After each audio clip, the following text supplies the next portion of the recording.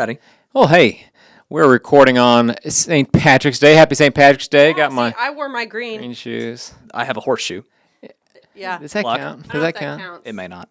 We won't pinch you. I appreciate that. Yeah. Does Patrick have a special day? Your Patrick, is that special to him too today? I know? joke that it's his holiday. It's like- Obviously, we're American, but he still has family in Ireland. So- Very strong Irish background. So, not really a drinker, though. So I can't say it's yeah. It's hard to be a drinker when chasing around 3 kids. Yeah. And roofing. And roofing, yeah. You don't want to do that when you're on the roof for sure. Patrick Yeah. being your husband and great guy. And so welcome to the Vetted Podcast. Morning, Kale. Welcome. Good morning. It's afternoon. Afternoon. Yeah. Yeah. Oh, yeah.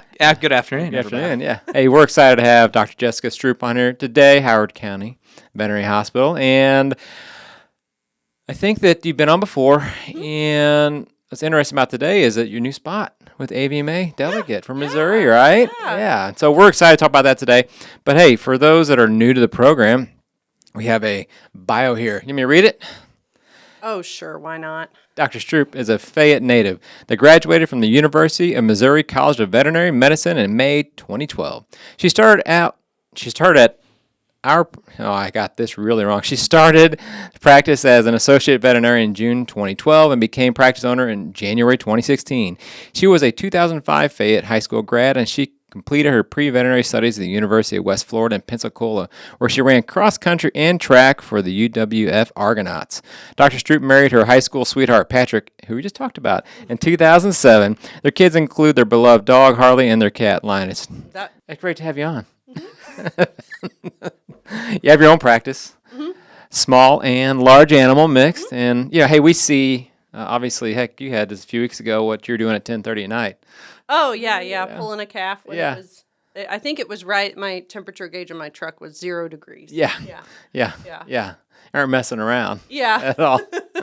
Although I feel like I'm pretty lucky compared to some of the farmers because, I do my job usually pretty quickly and I get in my warm truck and they usually have some work to do after I leave. So I still consider myself fortunate. You came warmed up. You were already, jump out of the truck, do your job, and get back in and go. Yeah. Well, no, that you really enjoy that, I know, and it's a wonderful thing. So, what's going on in the veterinary world for you right now? What's exciting?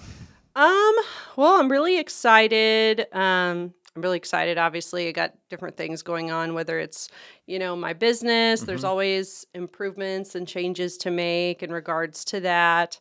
It's part of why this profession is so much fun. There's always new things to learn, new skills to acquire.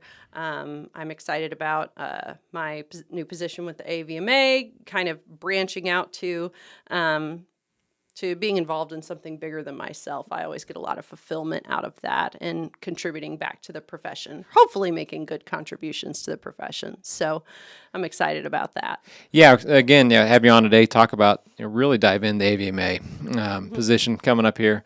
And you're a mom, a wife, a business owner, and you still have time to go do that too. Yeah. So yeah. I think you can tell I just don't know how to say no. But I try to limit my yeses to things that I really enjoy and fill my bucket. So it makes it a lot easier.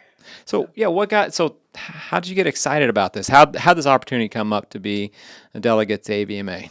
Well, Dr. Carol Ryan was the delegate for the AVMA and then acquired the District 7 delegate. So AVMA has different districts that comprise multiple states. So she got the position of district delegate, District 7 delegate, which includes Missouri and a number of other states. Okay.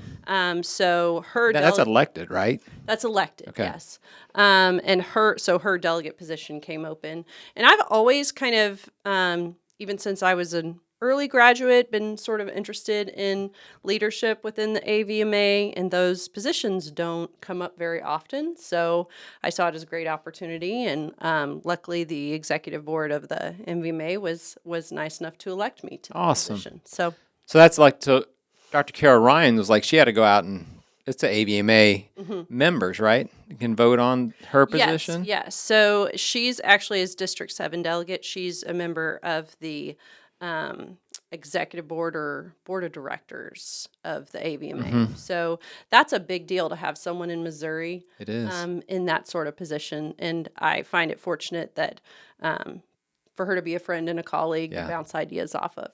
Yeah, she cares. She cares. Absolutely. And so, yeah, then the MVMA board elects the delegate. Yes. And so do you submit your name in? Did they call you? Like, how did you get to that point? So there was an announcement, which they send out emails to the entire MVMA membership. I was currently on the executive board as the West Central delegate, which is our district delegate. So I heard about it that way, but they also send out an email to the entire MVMA membership letting them know the position was open. So, just kind of submit my essay and application, and it was voted on at the board meeting. Cool. So now, when was that vote? That was back in, I want to say, early October. Okay. So I'm very much new to the position. Okay. So What's happened since October in this position? So I went to an orientation in Schaumburg, Illinois. That's where the AVMA headquarters are, just outside of Chicago. The orientation was super helpful because the AVMA, basically I'm a delegate to the House of Delegates, which I can't say that it works the exact same way as like the House of Representatives, but it's very much a governmental type structure on how those meetings are handled. So there's definitely a learning curve to it. So the orientation was super helpful as far as kind of learning what that structure is, what are the different rules to the different positions, and then the different divisions of the AVMA, learning a lot more about that. It really is a very well-oiled machine, I would say. Even the divisions, it's amazing to see, which you guys probably get a lot of reports from the economic division of the AVMA. Yeah. They do a lot of really neat studies. The marketing division, they really do a lot of amazing stuff for the profession. Yeah, they've got a new economics person on board. Forgive me, I just met her a few weeks ago. I think Catherine McCulloch, I think's her name. But excited to get to work with her and see it's important to know the economics of what's going on. Yeah, so it's a big spot. And you get some information, probably insight into that, being on your new spot. Yeah, so. You guys probably read the BRCA study. Is that what they call the BRCA study? Brachy, yeah. Yeah, see? Yeah, well, and not to go in the weeds on that. I like to go in the weeds. It's interesting that Kale and we had that 6 months ago, the podcast we did on the conflicting reports about the future of veterinary. Oh, yeah. Medicine. Yeah. So there's, and so that the person that was part of that spoke down at Vet Partners in Las Vegas, and then of course we talked about the AVMC has a different projection. Yes. And then VMG's kind of got their own projection, and it was funny though that when the VMG economist was speaking, he goes, "Who knows if I'm right?" He literally just like, "I don't know. I'm probably wrong." Yeah. I mean, it's all projections. It's all projections, So. but you got to look at all of them, and it's good to see differing numbers because it keeps it real, I guess, right? Keep it real. So, what's the MVMA gonna, as you're elected by the board, what's their expectations of you in this position? So, my role is basically to I represent AVMA members from the state of Missouri. Okay. So, obviously, I'm in a position where I vote my conscience, but I have to keep in mind that I'm not representing myself. I'm representing veterinarians from the state of Missouri, and I'm representing, to some degree, the board of the MVMA as well. So Okay, so if the MVMA says, "Hey, we like voice on these things," it's like that's what you need to represent, or the voice of that, or every state is different. The MVMA really, there are states where ahead of a House of Delegates meeting, there's a number of resolutions that are voted on every House of Delegates meeting, and you get emailed those resolutions ahead of time. Okay. So the resolutions are what dictate AVMA policy, which isn't necessarily law, but it really does. A lot of AVMA's policies obviously set the standards for most of the profession. So there are states where they'll go through your whole resolution list and sort of tell their delegates, you vote this way on this, you vote that way on that. Missouri really isn't that way. Okay. They give you a lot of freedom as far as kind of voting the way you feel like you should vote. I have the benefit of Dr. Chuck Berry being the alternate delegate who has a lot of experience within the AVMA as well. So I've been able to get a lot of guidance from him as far as how things work Good. as well. He's good. He's funny. I laugh because, how he ties in the Chuck Berry part. For people that don't know, Chuck Berry talks about the Music Man and all that kind of stuff. The music guy Chuck Berry's never done that to you? No, The artist Chuck Berry? no. Oh, yeah. I'm surprised. He must have dropped that. He used to do that all the time. Chuck Berry's old See, I've artist. never heard of the artist Chuck Berry. Okay. I haven't either. He looked at me and said, I'm old enough to know that, and you're not. Well, I feel young at least now. Yeah, That's good. that's good. What are the term limits for the position? So, testing my orientation, it's either 2 or 3 years. I can't remember off the top of my head. Now, once I'm currently delegate, I can rotate down to alternate delegate. Dr. Chuck Berry and I can switch positions essentially. I don't know how many times you can do that before your term limit is up, but my term as delegate is either 2 or 3 years. Hope it's 3 because it seems like the first year you just figure everything out. Yeah. Second year, kind of like I kind of know what I'm doing. Third year, like I know what to do. Yeah. You know? Yeah. I it's nice to have a little longer terms for a position Yeah. like this where there's a bit of a learning curve at the beginning for Yeah, sure. Absolutely.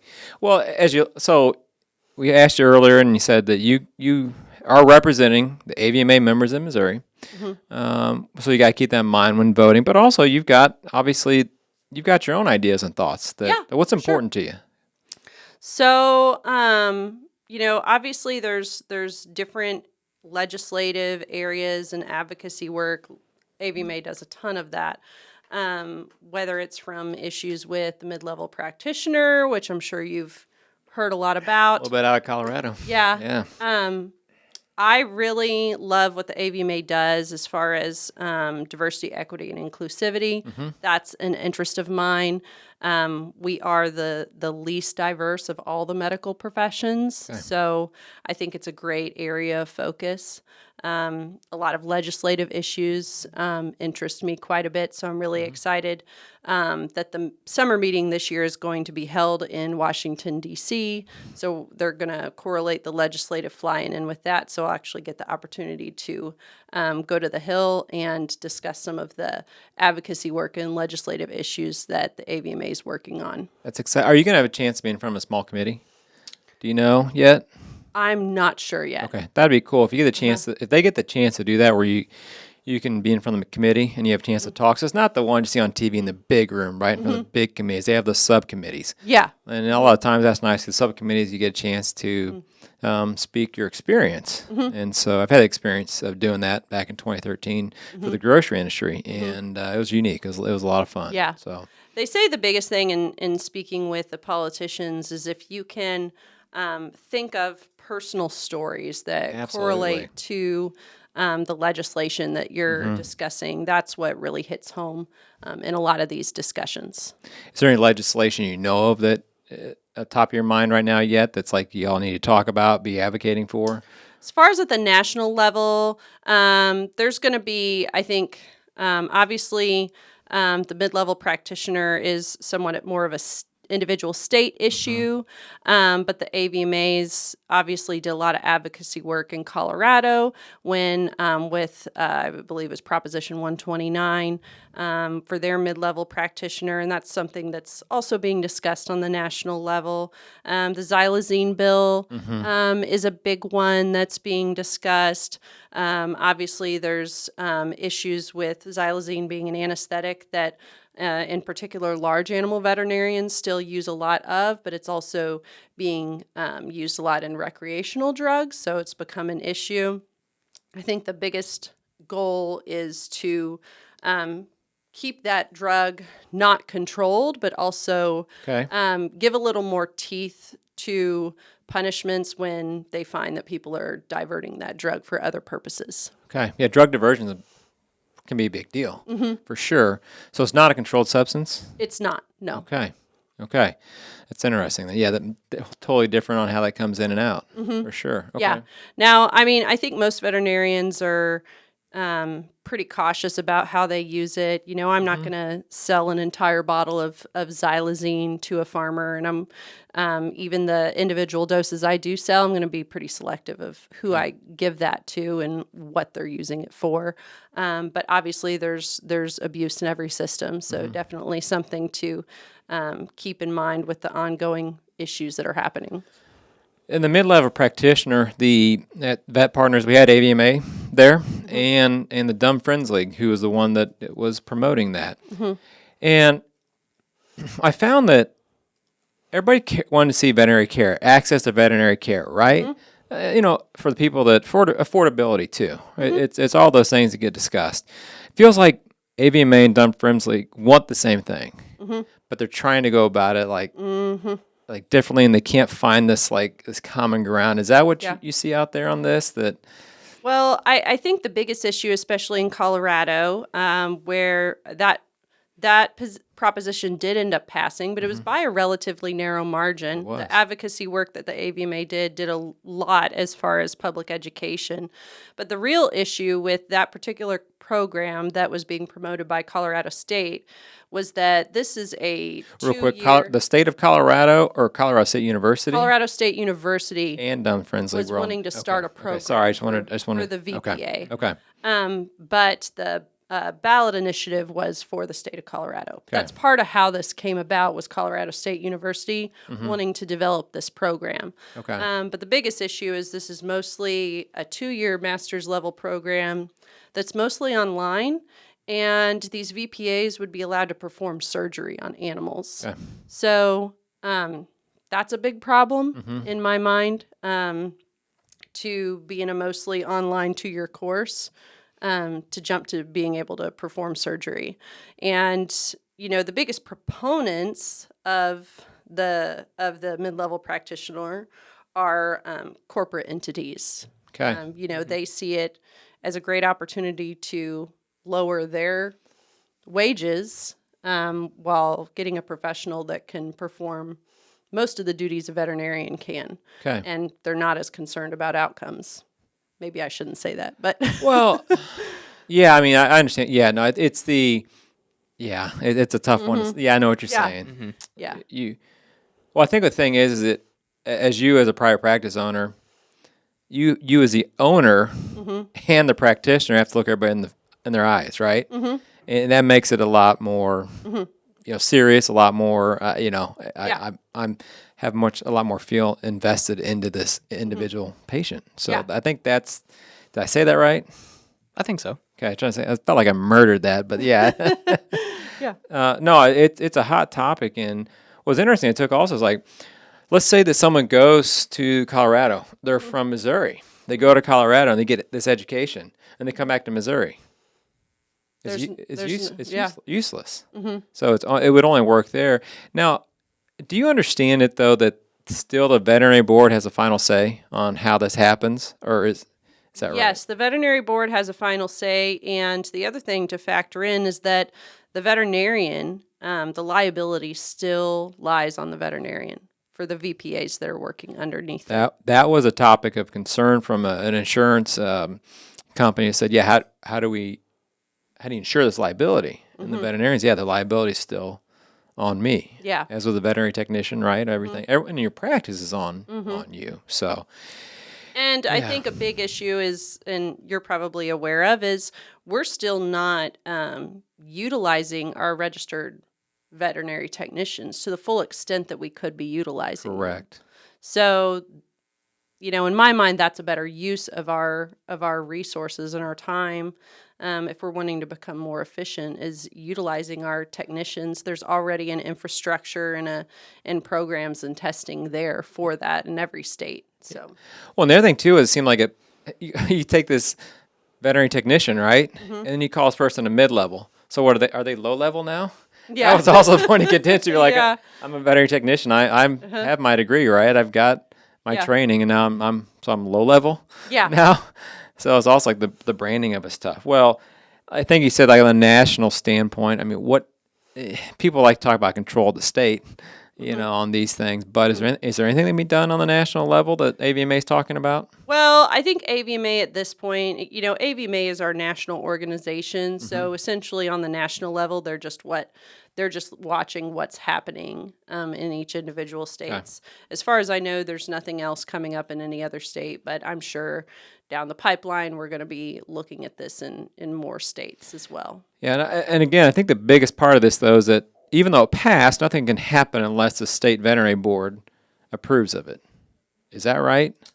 That's my understanding, or I'm honestly not sure of the logistics in Colorado, if who's going to be governing them, if it's going to be the state veterinary board or if it's going to be a different board. Okay.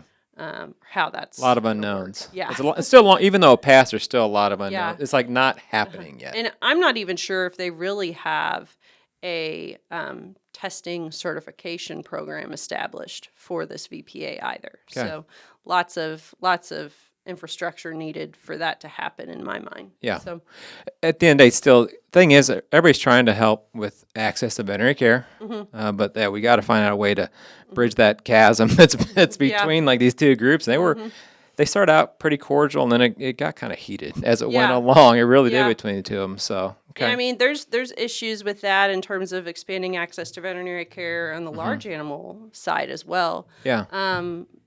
Farm Bureau actually just made a policy statement that they wanted a certified veterinary assistant to be able to, as far as the large animal side, go out and perform castrations, pregnancy exams, vaccinations. A lot of these things are the bread and butter for a lot of rural veterinarians. As of now, this is just them stating in their policy that they support that. But I have to think that it's them bringing this to the legislative level is probably in the future as well. Okay. Well, Colorado's been a testing ground too. They say a lot of times they'll find a state where they think it can pass and test it out there. So yeah, we'll see where that gets to next. You mentioned the Farm Bill as something of it. What's going on in the Farm Bill? Do you know that? I need to educate myself a little more on that. I think they update the Farm Bill. I forget how often they do that. It's relatively frequently. I looked it up a half hour ago, so as I was prepping. But they said it passed at the end of the year, an extension till August of this year. So it's coming up. Yeah, I'm sure they're. So there's various areas of the Farm Bill that the AVMA looks at. I had a running list of all those things, and of course now my memory leaves me as far as you're good. goes. You're good. But vaccine, biologics, all those different areas of the Farm Bill that the AVMA has input on.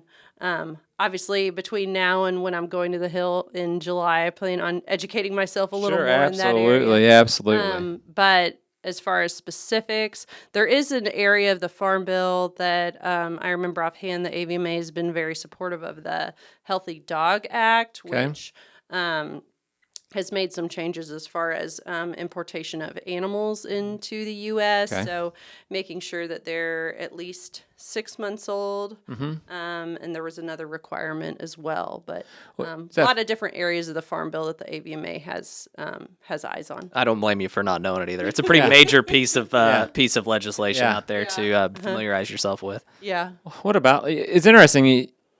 You have all these pet food companies. There's not like any. Is there USDA get involved in that side at all, or can pet food just? Do you know? Can pet food just get sold? So pet food is more related by, of course, there's the AFCO standards that pet food is supposed to make. So that's basically saying that it meets a certain level of nutritional standards. And then beyond that, I'm pretty sure pet food is somewhat regulated by the USDA, but other areas as well. Yeah, it's going to be interesting to see how that all goes, because there's so many, from Prina, right, the big obviously company, to all the ones that come up and talk about this benefit for this kind of food versus this benefit, and it's kind of like, is there or isn't there? We don't. Yeah, and there's, when it comes to pet food, there's a lot of companies that invest most of their profits in marketing, but they don't necessarily have registered, veterinary nutritionists that are working for them. They're not doing feeding trials. They're not doing safety studies. And, personally in my patients, we run into nutritional issues because they're not doing the necessary testing they're supposed to. Okay. They may meet the AFCO standards, but my understanding it with AFCO standards is it's kind of like making a D to pass the class. Okay.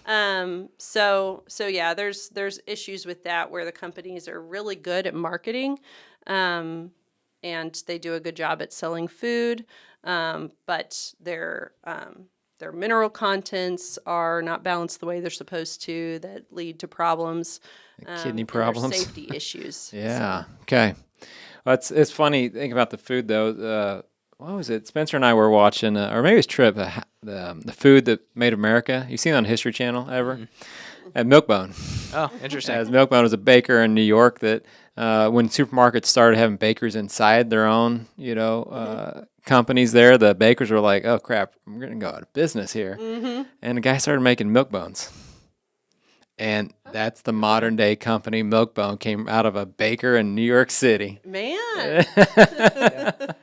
The food thing's an interesting thing. We had it was years ago. I forget the name of the food company, but they had a recall on their food, and it was the brand that we had fed our dog, and it ended up passing away from organ failure. I don't remember what it was, but I don't know why the name's escaping me. But anyway, yeah, it's an important thing. Big deal. Well, Yeah.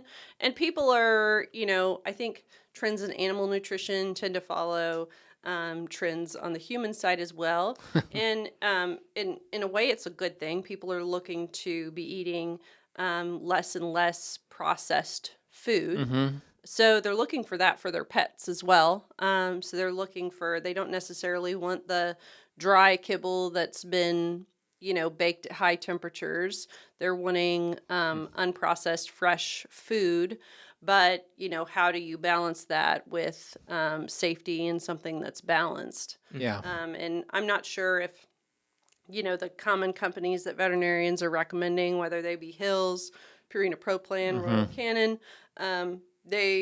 they really haven't come out with a fresh, unprocessed version, I would say. Yeah. So, Yeah. it'd be great if they did, because you can trust the safety and the nutrition from the dry kibbles that they have. But it seems like that's what most clients are looking for. There's also a lot of people feeding raw, which has become an issue with avian influenza. Yeah. Cats are very susceptible to that, and there's been some cases of cats developing avian influenza as a result of raw diets. Yeah. Laura and I went home for lunch. On the way back over here, the Apple News popped up with, "We can't survive a bird flu pandemic." Yeah, great. So feed your dog dry dog food. Try to avoid that pandemic. So, my dogs are on Purina Pro Plan. That was recommended to us. And it's a great food. They're fine. They're healthy. Yeah. They're happy. So, Yeah. But, like you said, people are wanting, it's the same thing though. Like people are wanting healthy animals, right? And so it's not like you're knocking somebody. It's like, hey, here's what we know about the food. Like, yeah, you would think the healthy, not processed, whatever food for animals, but it could be raw. It could be all those things that, Yeah. Okay. It's a big deal. Yeah. So, if we're sitting at the end of your term, what has to have happened for that to make you feel really happy, like you did what you came to accomplish? Obviously, I hope to have contributed in a positive way. I don't really know where things are going to lead me because there's so many variabilities as far as issues that are going to pop up in our profession, as far as what to advocate for. I do think DEI is a passion of mine, and I hope to, even on a personal level, utilize some of AVMA's resources as far as not only training my staff, but really focus on educating younger children, especially in the K through 4 age groups.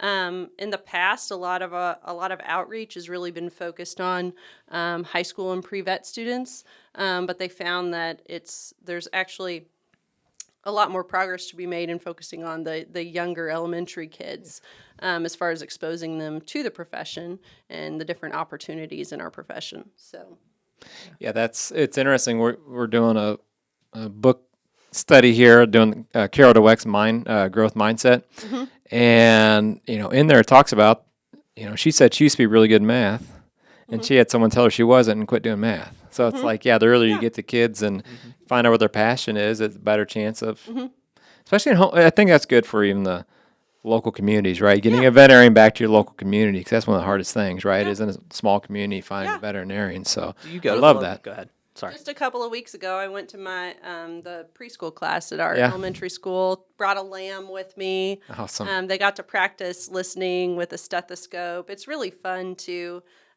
share my passion with kids that age. And not all kids are exposed to the veterinary profession. I mean, really, for the most part, you either have to have a pet that regularly sees a veterinarian or live on a farm. And not all kids are exposed to it. So I think it's great to kind of expand, and maybe there's lots of untapped talent out there. So if we can expose more people to it, get more people involved, that's great. That's awesome. Love that. How often do you go to various schools? Do you do that a lot, or? Can't say a lot, maybe once a year. Okay. Probably once or twice a year. I make a visit to our local school. Cool. It's such a great point, though. Like, kids at that age are like impressionable, and so you might have inspired somebody the other day to be a veterinarian, and you wouldn't even know. Yeah, exactly. Yeah, it's cool. Oh, I tell you what, at that age, the studies they do, you got to get them young because something's going to change. But if you get them young, get the passion going, you never know where they're going to get to. So that's wonderful. What more? What more's got to happen at the? Let me ask you. I think is important to understand the advocacy AVMA does and MVMA does, right? Like, people are like, why should we have an association? And speak to that. Why should people support the AVMA and the MVMA? Well, I have to give a shout out to MVMA. Our legislative committee, Dr. Cliff Miller, does such a fantastic job at staying up to date on those things, making regular trips to Jefferson City. I think it's really on another level even compared to other states. Really does a good job at keeping members of the association informed as to what are going on, and advocating for veterinarians across the state. And really the AVMA puts a lot of effort into that as well. I don't know exactly how much they spent on, the mid-level practitioner issue in Colorado, but I know it was pretty significant. And, I think the advocacy work that they do for us, it doesn't just benefit AVMA members, it benefits all veterinarians, but it's definitely worth the dues that you pay for that organization. I can't agree more. It's interesting. It's like, how do you get that word out, right? To more and more people get excited, get involved like you are, because there's people that say you don't have the time. And sometimes it's a question of not a time thing, it's like a need for the association. So, well, and I think it's easy for people to get maybe discouraged as early practitioners, just not knowing what the process is. I'm telling you, it's harder and harder even at our district meetings, especially post-COVID. Most of the veterinarians participating in those district meetings are retired, and we really need to get more younger veterinarians involved. But it's a challenge for sure. I don't know I think there's a lot of issues there, whether they be generational. A lot of younger associates may have a harder time, taking off of work to do these sorts of things. I was very fortunate that Dr. Vroman was always very supportive of me and encouraging me to be involved with the MVMA at the state level, but not everyone has that. And then, of course, you're in the era of starting families and different things like that. But we do really need more young people involved, because that's how we make progress. yeah, absolutely. Is that something you can do in your role to help, like, get that? Is there a program for that the AVMA has?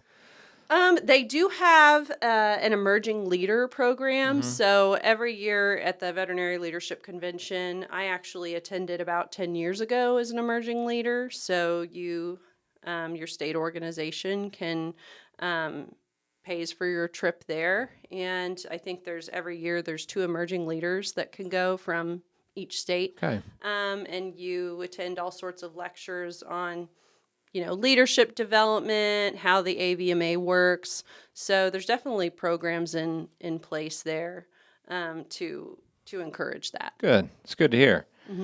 Kale, what more? I'm just excited that we've got somebody like from a very rural community that sees both large and small animals and everything that's going to advocate for the profession.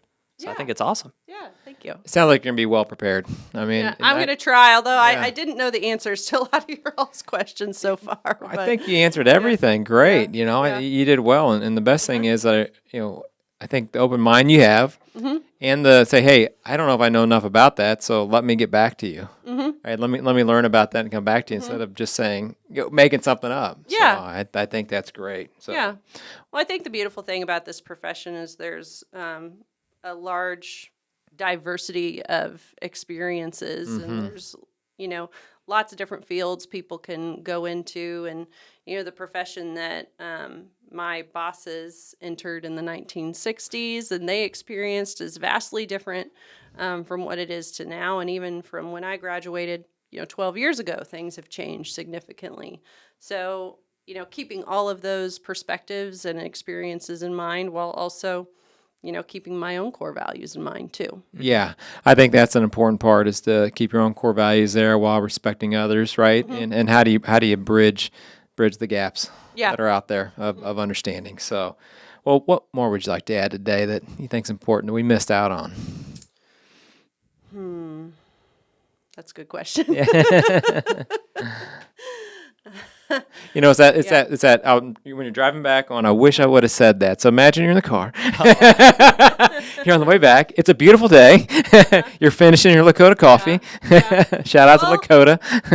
I go back to the discussion. I participated in a Women in Vet Med panel at the MVMA convention back in January, and there was a lot of great discussion there. One of the current associate deans even mentioned that the current classes of the vet school are about 98% white female from suburbia. And as a white female, I find that concerning. Not to say there's anything wrong with that, but again, diversity is an issue in our profession, and part of that discussion is how do we get more men involved in the profession? Yeah. I don't think any of us women ever wanted the profession to be entirely women. We all just wanted to have the same opportunities as men have. So, that's an important part of there's a lot of really great discussion involving that. How do we get more men in the profession? How do we outreach to other people to get all that untapped talent that we're not reaching? I think I always joke about it. So, women are smarter than men, so it's obvious that there's more women passing the test, getting better grades. Well, there was one guy in the discussion that says, well, maybe you should just let guys know that the vet school is 98% female. That might be a way to get your odds on finding your next. I will say there were a number of guys in the school that were batting way above their average due to the disparity there. They looked a lot better than they were because of the group they were in. Is that the guys? When there's only 10 of you. They all look really good. When the options go down, it becomes a lot easier. That's a branding, right? That marketing right there. watch the enrollment go the other direction. VHC I should get a check for that anyway. That's right. No, it's when you say diversity, you're really looking at, probably the way you're saying is even different than anyone's even thinking when you bring that up. Yeah, obviously it's about race, but everyone always thinks of diversity as just being about race. It's not just about that. It's about gender. It's about different socioeconomic classes. I think the veterinary schools are really doing a great job at looking at their selection process and how that can be discriminatory. For instance, a lot of veterinary schools will look at how many credit hours a student takes per semester. And obviously the students taking more credit hours per semester, higher GPAs, are the ones that are going to be selected. in that process, you might be eliminating the student that's working 2 jobs and going to school, and that person may be a great candidate. And with the current challenges we have with mental health in the profession, we need those people with grit that know how to work hard. So I think a lot of great candidates are being overlooked by the selection process as well. So, but I think they're making improvements and looking at that more and more. Good. That's good to hear. 'Cause I think the problem is, the question is that you said suburbia, right? So are those schools there getting their students access to higher level education at a younger age versus rural area that doesn't have as much opportunity around to have those? I mean, I think kids coming out of Columbia have. My son went right into Calc 3 in college, his freshman semester. It took me 3 semesters to get to Calc 3 when I went to MU. So there's things like that make a difference with you're already behind coming in. Yeah. And I would say, I practice in the small town that I was from. I would say, compared to others in my class, I was probably a little, obviously, a bit lower on the socioeconomic poll than most people were. Again, I would say even back then it was mostly upper middle class, suburbia. It's coming from a rural area. You might not get as good of resources as far as, getting better education, college credit courses, access to different resources as far as the standardized tests. Makes it more challenging for sure. And I'd say they're amazing educators from probably one of the best science teacher ever, math teacher ever, but the courses didn't go beyond a certain level. And so it's not a knock to any educator. Yeah, it's just how do you get access to those kinds of things for that. And so it's a big answer. I think what you're going to answer, what you like to answer too is for all. It's like a bigger picture too, right? Of education and for all. So that's awesome. Yeah. So that was your driving home. You remembered what you wanted to talk about there on that side. So and I'm drawing a blank on the program, but it's not the AVMA, but there's another program out there that is a training program. I actually completed part of it, not the entire thing, on if you're wanting to go into schools and educate K through 5. Okay. And it's, under the lens of diversity, equity, and inclusivity, but it helps provide, materials and different things for going to classes and educating them on the profession. So there's lots of great resources out there, and I think, my next step is going to be doing more and more of that as far as contributing to the profession and educating kids in the community. Well, that's awesome. Thank you for the contributing. I mean, thank you for going above and beyond. I think you really are doing above and beyond what anyone could ask of you, and your voice is important. Oh, thank you. And we're excited to have you up there. Excited to have you on today on the Better Podcast, and we look forward to. I'll see you in D.C. So I'm going to be in D.C. We got Vet Partners and the AVMA. And I'm going to be speaking up there at the AVMA. Lauren is too. So, awesome. So we'll see you in D.C. And then when we get back from D.C., we should sit back down and give a report on what happened in D.C. and what's going on. So that'll be study the farm bill between now and then. just one of the many to check out. So, but that's what's great about the profession, and always learning new things. Yeah, it'll make you better in what you do in your business and for your community and everything too. So that's wonderful. Well, thank you so much, Kale. Yeah, thank you very much for coming and sharing today. Yeah, thanks for having me. Till next time. Yeah.